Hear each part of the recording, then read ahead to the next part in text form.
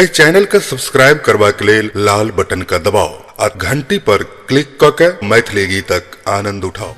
हे महादेव, हम केकरा कहबै दिल के बात, अहो हमरा पर नाराज लगे छी। देखियो बाबा किनको पर नाराज नहीं रहे छे, मुदा समय से पहले आ भाग से अधिक ने किनको भले आ ने किनको हेते बाबा के भजन करियो अबस पूरा हेते। सुनियो, हम बाबा के विनती करे छी, उनके पर आस रखे छी। देखियो बाबा पर आस रखबे अवश्य पूरा करते। कनी विनती कना करे छिए सुनाइयो ते तन्नी सुन लियो।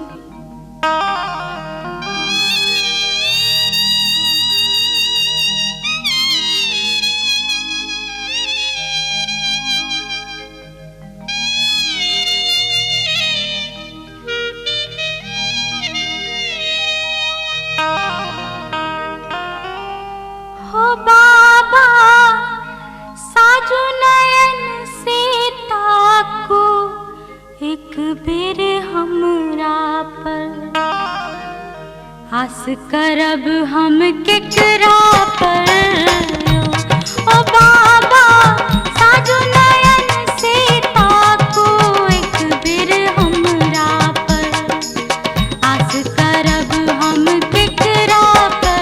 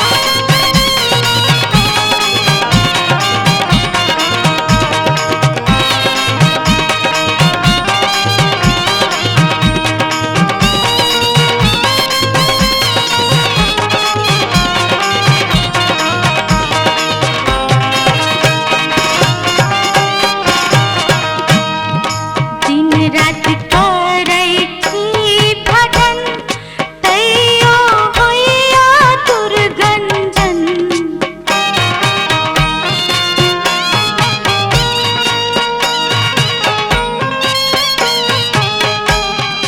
दिन रात करै छी भजन तैयो होइया दुर्गंजन